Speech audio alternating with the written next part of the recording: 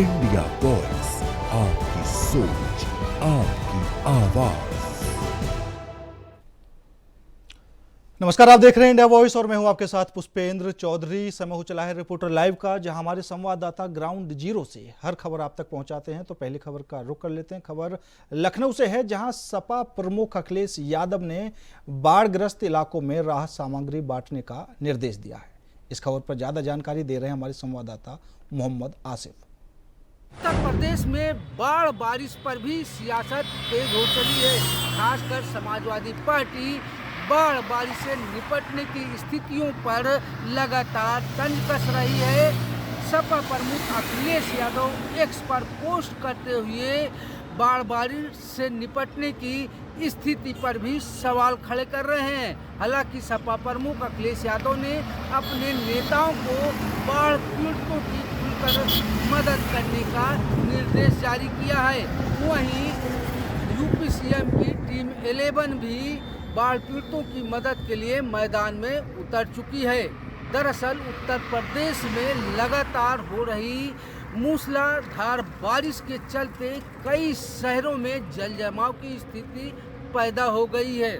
खासकर प्रयागराज में लोग अपने घरों में कैद हो गए हैं।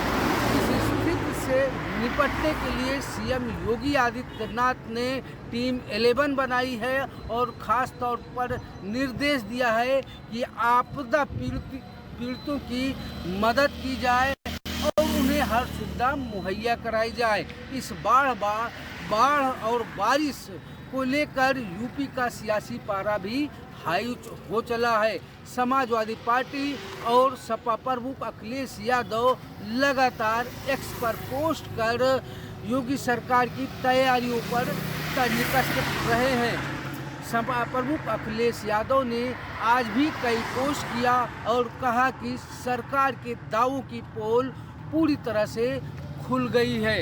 सपा प्रमुख अखिलेश यादव ने अपने नेताओं को निर्देश दिया है कि वह बाढ़ पीड़ितों की दिल खोलकर मदद करें। अखिलेश यादव के निर्देश पर प्रयागराज समेत कई जिलों में सपा नेता बाढ़ पीड़ितों को खाने पीने का सामान मुहैया करा रहे हैं। प्रयागराज में जो तस्वीर सामने आई है वह कहीं न कहीं सियासी भी दिख रही है, क्योंकि सपा नेता एक पैकेट दूध और एक पैकेट ब्रेड देकर समाजवादी पार्टी का गुणगान करने की कोशिश कर रहे हैं। जिस तरह से यूपी में आपदा में नेता अवसर तलाश रहे हैं, इसको लेकर भी चर्चाओं का बाजार गर्म है। फिलहाल देखना यह है कि 27 के रण के तैयारियों में जुटी बीजेपी और सपा ऐसे मामलों को लेकर कितना आगे बढ़ती है, यह समय ही बताएगा। सहयोगी इसरार के साथ आसिफ बेग, इंडिया वॉइस, लखनऊ। खबर लखनऊ से है, जहां सीएम योगी ने कानून व्यवस्था की समीक्षा की है। इस दौरान क्या कुछ कहा है, सुना रहे हैं हमारे संवाददाता मोहम्मद आसिफ।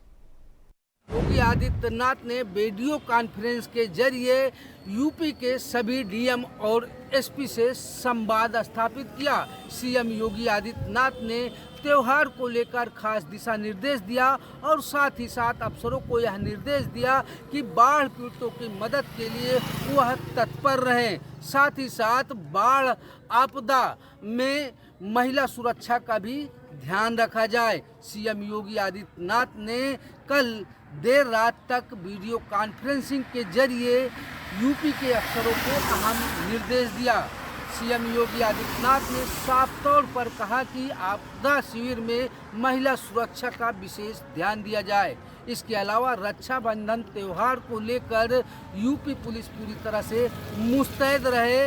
महिलाओं को रक्षाबंधन पर फ्री बस सेवा दी जाएगी। वहीं 15 अगस्त को लेकर भी यूपी सीएम योगी आदित्यनाथ ने कहा कि सुरक्षा में किसी भी तरह की चूक और कोताही न बरती जाए। इसके अलावा बाढ़ पीड़ितों की मदद के लिए खाका तैयार किया जाए, किसी को भी कोई दिक्कत न हो, इसका भी पूरा ध्यान रखा जाए। सीएम योगी आदित्यनाथ उन्होंने यह भी कहा कि ड्रोन उड़ाने वालों पर सख्त नज़र रखी जाए जिससे दहशत न फैले। इसके अलावा 15 अगस्त को लेकर यूपी की सीमाओं पर चेकिंग अभियान तेज करने का भी निर्देश सीएम योगी आदित्यनाथ ने दिया। फिलहाल जिस तरीके से सीएम योगी आदित्यनाथ अन्य त्योहारों पर भी एक्टिव थे और त्यौहार सकुशल संपन्न हुए, इस बार भी सीएम योगी आदित्यनाथ ने 15 अगस्त, रक्षाबंधन व अन्य त्योहारों को लेकर भी कमर कसी है। सीएम योगी आदित्यनाथ ने साफ तौर पर कहा है कि मंदिरों और धर्म स्थलों की भी सुरक्षा का पुख्ता इंतजाम किया जाए। सहयोगी इसरार के साथ आसिफ बेग, इंडिया वॉइस, लखनऊ। खबर देहरादून से है। जिला पंचायत में अध्यक्ष पद पर आरक्षण को लेकर आज आपत्तियां जमा करने का आखिरी दिन है। खबर पर ज्यादा जानकारी दे रहे हैं संवाददाता अभय केंतुरा। पंचायत चुनाव के बाद अब ये कह सकते हैं कि जिला अध्यक्ष पदों पर जो आरक्षण जारी किया गया था उस पर आज आपत्तियों का आखिरी दिन है। सियासी दलों को जिनके प्रत्याशी जीत कर आए हैं, जो अध्यक्ष पद के लिए अपनी दावेदारी यहाँ पर कर रहे हैं, वो अपने अपनी सीटों पर जो आरक्षण है उस आरक्षण को लेकर अपनी आपत्ति दर्ज करा सकते हैं। 2 तारीख से इस आपत्ति को दर्ज करने का कार्यक्रम शुरू हुआ था। आज आखिरी दिन है। कल इन आपत्तियों का निस्तारण यहाँ पर किया जाएगा। 6 अगस्त को फिर एक और अंतिम सूचना यहाँ पर जारी की जाएगी आरक्षण को लेकर, और उसके बाद अध्यक्ष पद का जो सियासी जो घमासान होगा वो यहाँ पर शुरू हो जाएगा। जिस प्रकार से पंचायत चुनाव में इस बार परिणाम सामने आए, ऐसे में निर्दलीय दलों ने सबसे ज़्यादा, ये कह सकते हैं जो निर्दलीय प्रत्याशी उन्होंने बाजी यहाँ पर मारी है, और सियासी दलों के लिए वही एक किंग मेकर की भूमिका भी यहाँ पर अदा करेंगे। इसीलिए चाहे बीजेपी हो या कांग्रेस, दोनों ही इन निर्दलियों पर डोरे डालने का काम यहाँ पर कर रहे हैं ताकि उनके अध्यक्ष पद में वो लोग सहायक की भूमिका यहाँ पर अदा कर सकें और एक अध्यक्ष पद उनके हिस्से में यहाँ पर आ सके। लेकिन निर्णायक भूमिका निर्दलीय यहाँ पर अदा करेंगे। अब देखना यही होगा कि आपत्तियों के बाद किस तरीके का सिनेरियो बन पाता है और किस तरीके से इस अध्यक्ष पद को लेकर जो घमासान है वो आगे दिनों में देखने को मिलेगा। कैमरामैन सुनील साथ अभय केंतुरा, इंडिया वाइस। राजधानी देहरादून में लगातार हो रही भारी बारिश ने स्मार्ट सिटी परियोजना की गुणवत्ता पर सवाल खड़े कर दिए हैं। क्या कुछ सवाल खड़े किए हैं, बता रहे संवाददाता हितेश त्यागी। राजधानी देहरादून में लगातार रात भर से भारी वर्षा देखी जा रही है, तो वहीं भारी बारिश ने स्मार्ट सिटी के कार्यों की पोल खोल दी गई है। तो वहीं अगर हम राजधानी देहरादून की बात करें, जो यहाँ के मुख्य चौराहे हैं, प्रिंस चौक हुआ या यहाँ पर सहजधारा रोड हुई या पटेल नगर हुआ या यहाँ का जो परेड ग्राउंड है, कई ऐसे चौराहे हैं जहाँ पर स्मार्ट सिटी के कार्य चल रहे हैं। और लगातार जिस तरीके से भारी वर्षा हो रही है, तो वहाँ पर साफ तौर पर स्मार्ट सिटी के कार्यों की भारी बारिश ने पोल खोल दी गई है। अंदाजा इस बात से लगाया जा सकता है कि जिस तरीके से भारी बारिश का जो पानी है वो सड़कों पर इस तरह बह रहा है जैसे कोई नदी चल रही हो। अंदाजा लगाया जा सकता है भारी बारिश से, क्योंकि लगातार स्मार्ट सिटी के आला अधिकारी अपने कार्यों की समीक्षा करते रहते हैं, लगातार अपनी वाहवाही लूटते रहते हैं। क्योंकि जिस तरीके से मुख्यमंत्री पुष्कर सिंह धामी लगातार स्मार्ट सिटी के कार्यों को लेकर बैठक करते रहे हैं, क्योंकि प्रधानमंत्री मोदी का यह एक ड्रीम प्रोजेक्ट है और लिहाजा इसके हर वर्ष की भांति एक बार फिर स्मार्ट सिटी के कार्यों की पोल भारी वर्षा ने यहाँ पर खोली है। क्योंकि आईएसबीटी की अगर हम बात करें, क्योंकि आईएसबीटी यहाँ का एक मुख्य क्षेत्र माना जाता है, आवागमन वहाँ से शुरू होता है, तो कहीं ना कहीं जिस तरीके से सड़कों पर ड्रेनेज की जो समस्या है वो उत्पन्न हो रही है, जिस तरीके से जो गार्ड कर रहे हैं भारी वर्षा में वो भरकर चल रहे हैं, उनका जो पानी है वो सड़कों पर बह रहा है, तो ऐसे में जनजीवन पूरा अस्त व्यस्त है। लेकिन स्मार्ट सिटी है कि अपने कार्यों की तारीफ करता हुआ नहीं थकता है। तो इससे अंदाजा लगाया जा सकता है कि आखिर कब तक स्मार्ट सिटी का कार्य इस तरीके की चीजों की या हीला हवाली करता रहेगा और कब इन चीजों में सुधार होगा। कैमरा पर्सन हर्ष दुनियाल के साथ हितेश त्यागी, इंडिया वॉइस, देहरादून। झारखंड के पूर्व मुख्यमंत्री शिबू सोरेन का निधन हो गया है। इस खबर पर ज्यादा जानकारी दे रहे हैं संवाददाता अकबर। झारखंड के जनक शिबू सोरेन की जैसे ही निधन की सूचना आती है, मानो जैसे पूरे इलाके में यानी पूरे झारखंड में एक शोक की लहर दौड़ जाती है। जी हाँ, ये शोक की लहर उनकी मौत की सूचना के बाद आती है और लोगों में काफी निराशा भी हो जाती है। आखिर लोग कहते हैं कि हमने वैसे नेताओं को खोया जो झारखंड को ही नहीं, झारखंड की राजनीति को भी बनाया था, झारखंड को बनाया था, आंदोलन करके बनाया था, और उनकी आंदोलन का उपज है कि आज झारखंड राज्य अलग है। जी हाँ, लोगों का कहना है, जो लोग उनके साथ काम किए हैं, जो उनके साथ रहे, उन लोगों का कहना वो बताते हैं कि शिबू सोरेन एक ऐसे नेता, एक ऐसे जननायक थे एक ऐसे जन आंदोलन नेता थे जो उनकी हर एक चीज नीति रणनीति बड़ी समझदारी और तैयारी से होती थी और बहुत तैयारी से वो अपनी रणनीति को तैयार करते थे। निधन होने की जब सूचना लोगों तक आती है तो एक मतलब जैसे निराशा तो आती ही है और उस निराशा को लिए नम आंखों से सब सोचते हैं कि आखिर उसने अपने उन नेता को खो दिया जो नेता झारखंड को बनाने में अहम योगदान दिए थे। जैसे ही शिबू सोरेन के निधन की सूचना आती है, पार्टी कार्यालय के झंडे को डाउन किया जाता है और झारखंड सरकार की तरफ से शोक दिवस मनाया जाता है, जो 3 दिनों का राज्य शोक होता है और 2 दिनों के लिए सरकारी दफ्तरें बंद की जाती है। सवाल ये उठता है कि जिस तरह से झारखंड के नेता दशम गुरु शिबू सोरेन को खोया, क्या दूसरे नेता को उनकी कमी कोई भरपाई कर पाएंगे या उनकी कमी कोई भरपाई कर पाएंगे कि नहीं, ये तो कहना बड़ा मुश्किल है। लेकिन जिस तरह से शिबू सोरेन का चले जाना झारखंड की राजनीति ही नहीं, झारखंड के लोगों में एक निराशा बनकर रह गया। जमशेदपुर से इंडिया वॉइस के लिए मोहम्मद। जन्माष्टमी और स्वतंत्रता दिवस की तैयारियों को लेकर मथुरा के डीएम और एसएसपी ने मीटिंग कर व्यवस्थाओं का जायजा लिया। खबर पर ज्यादा जानकारी दे रहे हैं संवाददाता मोहम्मद फारूक। जुलाई की रात बदमाशों ने आगरा से मथुरा आते हुए चांदी व्यापारियों से बड़ी लूट की वारदात को अंजाम दिया था, जिसमें 70 किलो लगभग चांदी जो है वो लूटी गई थी और गाड़ी को रोककर रूरल एरिया में ले जाकर लूट की घटना को बदमाशों ने अंजाम दिया था। लेकिन पुलिस ने महज 3 दिन के अंदर इस घटना का खुलासा कर दिया। कल रात्रि तमाम जो टीमें लगी थीं उसमें 8 टीमों ने पुलिस की बदमाशों को घेर लिया और घेरने के बाद में बदमाशों से मुठभेड़ पुलिस की हो गई, जिसमें एक बदमाश ढेर हो गया और एक बदमाश गंभीर रूप से घायल हो गया है। घायल को एसएन मेडिकल कॉलेज में भर्ती कराया गया है और एक बदमाश एसएन मेडिकल कॉलेज जाते हुए उसकी मृत्यु हो गई। तो इसको लेकर पुलिस ने बड़ा खुलासा किया है।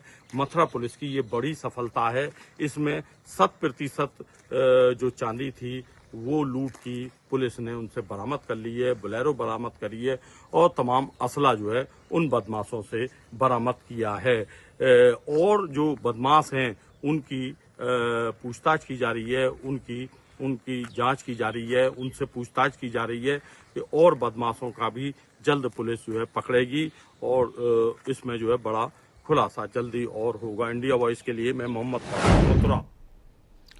आगरा मुंबई नेशनल हाईवे गड्ढों में तब्दील हो गया है, जिससे आए दिन रोज हादसे होते रहते हैं। खबर पर ज्यादा जानकारी दे रहे हैं संवाददाता सचिन। प्रदेश के जनपद आगरा से हम आपको बता रहे हैं, जहां पर आगरा मुंबई नेशनल हाईवे पूरे तरीके से गड्ढों में तब्दील हो चुका है। बताना मुश्किल है कि सड़क में गड्ढे हैं या गड्ढों में सड़क है। आपको बता दें, जब इंडिया वॉइस की टीम ने धरातल पर जाकर आगरा मुंबई नेशनल हाईवे की गड्ढों के लिए वहां पर ज़मीनी हकीकत जानी, तो कहीं ना कहीं स्थानीय लोगों का भी कहना है कि इन गड्ढों की वजह से आए दिन लगातार हादसे भी होते रहते हैं और रात के समय कई ऐसी बड़ी घटनाएं भी हो सकती हैं। आखिरकार लगातार ये 3-3 फुट 2-2 फुट के गहरे गड्ढे किसी बड़े हादसे का भी इंतजार करते दिखाई दे रहे हैं। अगर बारिश के मौसम की बात की जाए तो पहली बरसात में ही कई जगहों पर इतना पानी भर जाता है, जिससे लोगों को निकलने में और आने जाने में बड़ी समस्याओं का सामना भी करना पड़ता है। आपको बता दें, पूरा ये नेशनल हाईवे 52 बताया जाता है, जिसकी नेशनल हाईवे की आगरा से ग्वालियर, मुंबई, राजस्थान होते हुए भी आगरा से मुंबई, कन्याकुमारी तक जाता है ये रास्ता, जिससे तमाम लंबा ट्रैफिक रहता है, जैसे कई दूर दूर के लोग इस पर ट्रैफिक करते हैं। और कहीं ना कहीं देखा जाए तो बड़ा सवाल है कि आगरा मुंबई नेशनल हाईवे जो पूरी तरह से गड्ढों में तब्दील हो चुका है। अगर सरकार की बात की जाए तो सरकार तो गड्ढा मुक्त के तमाम ऐसे वादे करती है, सड़कों पर गड्ढे मुक्त के तमाम वादे करती है, तो कहीं ना कहीं इस नेशनल हाईवे पर सरकार के वादे फैल दिखाई दे रहे हैं। स्थानीय लोगों का ये भी कहना है कि इस पर तमाम ऐसी अगर स्थानीय लोगों की शिकायत के दौरान शिकायत भी की जाती है तो कहीं ना कहीं देखा जाए तो गड्ढों की मरम्मत की जाती है तो आज से 4 से 5 दिन में गड्ढे फिर से खुल जाते हैं। अगर पूरा नेशनल हाईवे पर काम हो तो कहीं ना कहीं ये हाईवे फिर से एक बार नया और चमकदार दिखाई देगा। अगर आपको बता दें आगरा बाद स्थित आगरा के क्षेत्र का जो बाद पुल स्थित है, जिस पर करीब 3 फुट पुल नीचे की तरफ एक तरफ साइड से गड्ढा गहरा दिखाई दे रहा है, जिसमें अगर कोई बाहरी वाहन या कोई गाड़ी बाहरी वाहन निकलता है तो इससे कोई बड़ा हादसा भी हो सकता है। आगरा से इंडिया वॉइस के लिए सचिन गुजर की रिपोर्ट। खबर देवरिया से है, जहां सावन के चौथे सोमवार के दिन छोटी काशी में भक्तों का जनसैमाल उमड़ पड़ा। इस खबर पर ज्यादा जानकारी दे रहे हैं संवाददाता बालेंदु मणि त्रिपाठी। से 20 किलोमीटर दूर रुद्रपुर थाना क्षेत्र के दुर्गेश्वरनाथ मंदिर में श्रद्धालुओं की भारी भीड़ देखी जा रही है। वहीं आपको बतावें कि सावन का चौथा सोमवार होने के नाते लाखों श्रद्धालुओं की भीड़ जलाभिषेक करते हुए नजर आ रही है। आपको वहीं बता दें कि देवरिया के सरयू से बराबर लोग जल उठाते हैं और वहां से पैदल यात्रा करके और रुद्रपुर दुर्गेश्वरनाथ मंदिर में जाके जलाभिषेक करते हैं और पुण्य का भागी लेते हैं। तमाम दूर दराज से लोग आते हैं। इस मंदिर को छोटे काशी के नाम से विख्यात मंदिर है। यहाँ दूर दराज से लोग आके रुद्राभिषेक कथा वगैरह बराबर सुनते रहते हैं। अब सावन के पावन महीने में हर रोज हजारों के हजारों श्रद्धालु आते हैं और पुण्य का भागी बनते हैं। आपको वही बता दें कि प्रशासन ने पूरी व्यवस्था बना कर रखी है। लाइट, पानी, बिजली की सारी व्यवस्थाएं दुरुस्त हैं। बाकी मंदिर के पुजारी से जब बात हुई तो उन्होंने बताया कि प्रशासन काफ़ी मुस्तैद है, जिसको लेके मंदिर परिषद स्वस्थ है। देवरिया से बालेंद्र त्रिपाठी, इंडिया वाइज। खबर मेरठ से है, जहां लिसाड़ी गेट इलाके में चोरी की घटनाएं लगातार बढ़ती जा रही हैं। खबर पर ज्यादा जानकारी दे रहे हैं संवाददाता शाहरुख सैफी। हाथों समेत लगातार ड्रोन प्रकरण तेजी से फैल रहा है और उसी के बीच में ये अफवाह भी फैल रही है कि चोर अब सक्रिय होते दिखाई दे रहे हैं। चोर अब लगातार कई मकानों को निशाना बना रहे हैं। लगातार देहातों में और शहरों में पहुंचकर कई लोग चोरों के साथ मौजूद हैं और इसी के चलते मेरठ के थाना लिसाड़ी गेट क्षेत्र में घटनाएं रुकने का नाम नहीं ले रही हैं। दिन पर दिन गोली की घटना हो या मर्डर की घटना हो या चोरी की घटना हो, चोरों को अब हौसले थाना निशाड़ी गेट में इतने बुलंद हो चुके हैं कि चोर अब खुलेआम चोरी की घटनाओं को अंजाम दे रहे हैं और सबर गार्डन चौकी इंचार्ज उनको रोकने में नाकाम होते नजर आ रहे हैं। मेरठ से इंडिया वॉइस के लिए शाहरुख सैफी। उत्तराखंड में पहाड़ों में कल देर रात से हो रही भारी बारिश के चलते हरिद्वार में गंगा का जलस्तर लगातार बढ़ने लगा है। खबर पर ज्यादा जानकारी दे रहे हैं संवाददाता विकास। रात से हो रही लगातार बारिश से कहीं ना कहीं जिस तरह से हरिद्वार में अगर हम गंगा की बात करें, गंगा का जल स्तर अपने चेतावनी जो स्तर है 293 उससे महज कुछ ही सेंटीमीटर नीचे गंगा इस समय बह रही है। अगर हम गंगा लेवल की बात करेंगे तो 292.90 इस समय गंगा का जो जल स्तर है वो यहाँ पर चल रहा है। आप देख भी सकते हैं गंगा कितने अपने विकराल रूप में यहाँ पर अभी बह रही है और जिसके चलते जो गंगा के निकट जो तटवर्ती क्षेत्र के गांव हैं वहां पर सभी को अलर्ट मोड पर रखा गया है और आपदा प्रबंधन की टीम के द्वारा लगातार उसकी मॉनिटरिंग की जा रही है और साथ ही साथ जो गांव के लोग हैं उनको सुरक्षित स्थानों पर जाने के लिए कहा गया है ताकि समय रहते उनको जो गंगा का जल स्तर अगर और बढ़ता है तो सुरक्षित स्थानों पर उनको भेजा जा सके। विकास चौहान, इंडिया वॉइस, हरिद्वार। खबर मेरठ से है, जहां उत्तर प्रदेश की पहली इंटीग्रेटेड टाउनशिप डेवलप होने जा रही है। इस टाउनशिप निर्माण के बारे में विस्तार से जानकारी दे रहे हैं संवाददाता शाहरुख। इसके मुख्यमंत्री योगी आदित्यनाथ का आज मेरठ दौरा है और उसी दौरे में वो आज मेरठ शहर को एक बड़ी सौगात देने जा रहे हैं। मुख्यमंत्री ने आज इंटीग्रेटेड टाउनशिप की सौगात मेरठ वासियों को दी है और उसी के साथ साथ वो अब मंच पर जनता को संबोधित कर रहे हैं।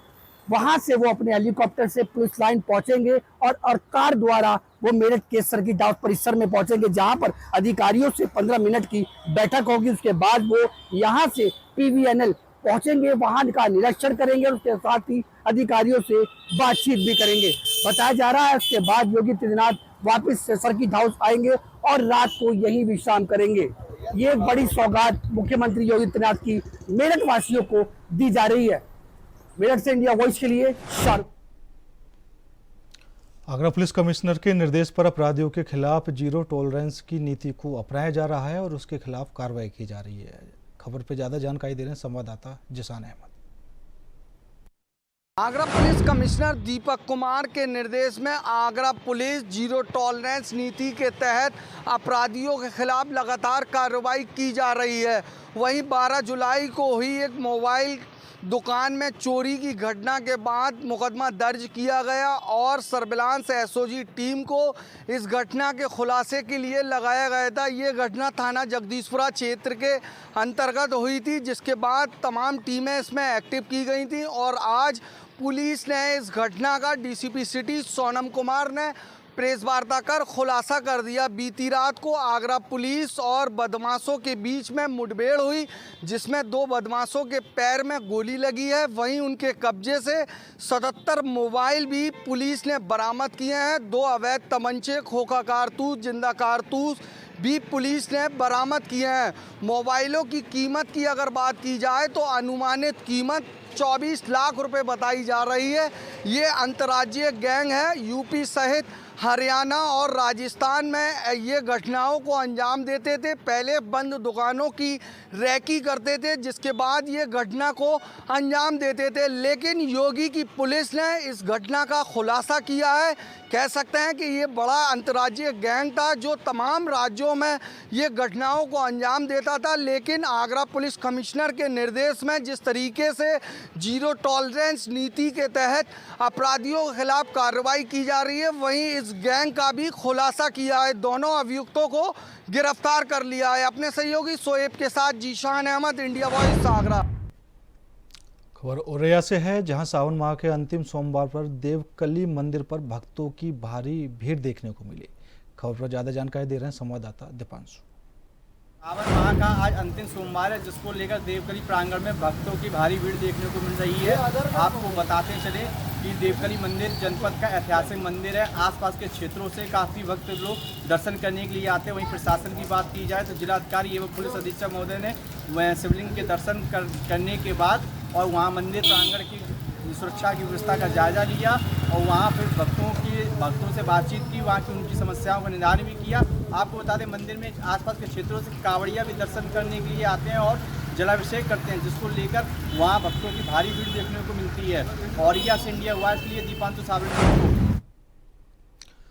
रिपोर्टर लाइव में बढ़ते हैं अगली खबर की ओर। खबर महाराजगंज से है, जहां घर की छत पर दूसरे देश का झंडा लगाने से स्थानीय लोगों में काफ़ी ज़्यादा आक्रोश देखने को मिला, क्योंकि जिस तरीके से झंडा दूसरे देश का लगाया गया था, स्थानीय लोगों ने उसका पूरा विरोध किया और आक्रोश देखने को मिला। क्या कुछ पूरा मामला है, बता रहे हैं संवाददाता अनुराग। जिले में इस समय एक वीडियो सोशल मीडिया पर काफ़ी तेज़ी से वायरल हो रहा है, जिसने पूरे जिले में हड़कंप मचाया हुआ है। वायरल वीडियो महाराजगंज जिले के श्याम देवरुआ थाना क्षेत्र के लक्ष्मीपुर जरलहिया गांव का बताया जा रहा है, जिसमें साफ तौर पर देखा जा सकता है कि एक घर की छत पर किसी दूसरे देश का झंडा लहराया जा रहा है। वही वीडियो वायरल होने के बाद स्थानीय पुलिस की टीम हरकत में आई और मामले की जांच पड़ताल में जुटी हुई है। फिलहाल झंडा किस देश का है, इस बात की पुष्टि नहीं हो पाई है। वही इस पूरे मामले में यह देखना दिलचस्प होगा कि पुलिस प्रशासन क्या कार्रवाई करता है। इंडिया वॉइस के लिए महाराजगंज से अनुराग जायसवाल। खबर कौशाम्बी से है, जहां आधा दर्जन अज्ञात बदमाशों ने घर में घुसकर घर वालों को बंधक बनाकर लूटपाट की। खबर पर ज्यादा जानकारी दे रहे हैं संवाददाता नवनीत। कोखराज थाना क्षेत्र के ठीक महज 200 मीटर पीछे दूरी पर इस समय हम मौजूद हैं। यहाँ बीती रात करीब 2 बजे जिस तरह अज्ञात चोरों ने लगातार जिस तरह चोरी को अंजाम दिया, वो काफी यहाँ देखने योग्य रहा है। बताया जाता है कि बीते 2 बजे रात एक घर में रह रहे लगभग 3 लोग, पति पत्नी और एक छोटा सा बच्चा को बंधक बनाकर जिस तरह से उन्होंने एक छोटे बच्चे के ऊपर हंसिया रखकर और धारदार हथियार रखकर जिस तरह से बंधक बना के लूट की, वो काफी एक महज देखने योग्य लगातार से बना रहा है। बता दें, कोखराज थाना क्षेत्र में लगातार बीते हफ्तों लगातार चोरियों का सिलसिला अभी जारी है और पुलिस नाकाम पकड़ने में नाकाम साबित हो रही है। इस समय उसी घटना स्थल पर हम मौजूद है, जहां बीती रात जिस घर को बंधक बनाया गया और लूटपाट की गई, ये वही घटना। ये सीढ़ी आप देख सकते हैं, जिस तरह सीढ़ी से वहां 5 अज्ञात चोर आए और इसी सीढ़ी के जरिए से जाके इस घर में जो है चोरी की लगभग 5 लाख की चोरी बताई जाती है। लेकिन जिस तरह से ये लगातार घटनाएं हो रही हैं कोखराज थाना क्षेत्र में और पुलिस अभी भी पकड़ने में नाकाम हो रही है, तो काफी देखने योग्य रहा। लगातार कौशाम्बी से नवनीत सिंह, इंडिया वॉइस। खबर कासगंज से है, जहां मानसून की बारिश के चलते बम्बे की पटरी कट गई, जिससे खेतों में पानी भर गया। खबर पर ज्यादा जानकारी दे रहे हैं संवाददाता अशोक शर्मा। मांस ले जा रहे एक युवक को बीएचपी व विश्व हिंदू परिषद बजरंग दल के लोगों ने पकड़कर पीटा और पुलिस के किए हवाले। आपको बता दें पूरा मामला सोरो कोतवाली क्षेत्र के नगरिया चौकी क्षेत्र का है। यहाँ कल एक युवक एक प्रतिबंधित मांस को लेकर थैली में जा रहा था। वहीं विश्व हिंदू परिषद व बजरंग दल के लोगों को जैसे ही मांस ले जाने की सूचना प्राप्त हुई तो उन्होंने इस युवक को पकड़कर बातचीत की, पूछताछ में के दौरान कुछ विश्व हिंदू परिषद और बजरंग दल के लोगों ने उत्तेजित होकर लाठी डंडों से युवक को बुरी तरह पीटा। लहूलुहान होकर युवक को वहीं पुलिस के सुपुर्द कर दिया। पुलिस ने उसको। खबर कासगंज से है, जहां प्रतिबंधित मांस के शक में युवक को पकड़कर उसकी पिटाई कर दी। क्या कुछ पूरा मामला है, बता रहे हैं संवाददाता अशोक शर्मा। से हजारों बीघा फसल हुई जल में। आपको बता दें पूरा मामला अमापुर क्षेत्र के पीरी मुबारकपुर और के गांव के निकट का है। यहाँ गोरा माइनर से बहता हुआ एक बम्बा अचानक देर रात को कट गया। कटने से हजारों बीघा फसल जलमग्न हो गई। जलमग्न होने की जैसे ही सूचना प्रशासन को हुई तो प्रशासन ने।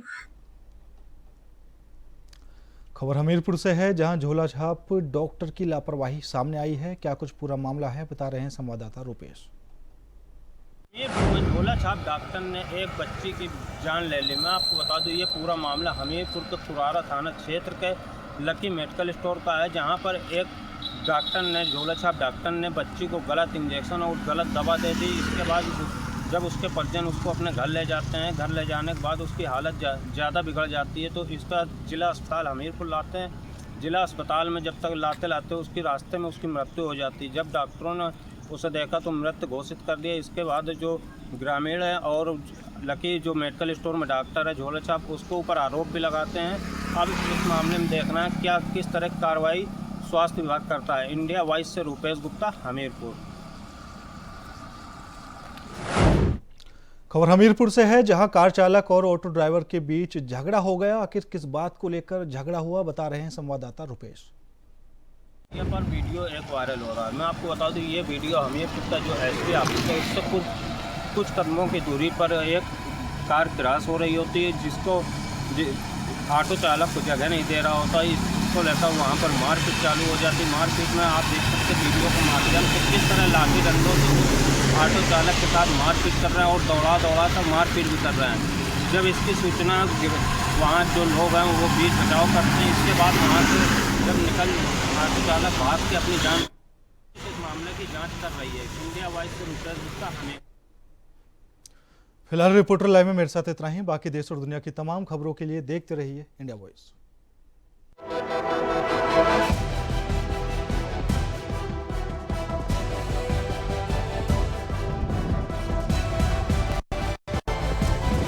इंडिया वॉइस, आपकी सोच, आपकी आवाज।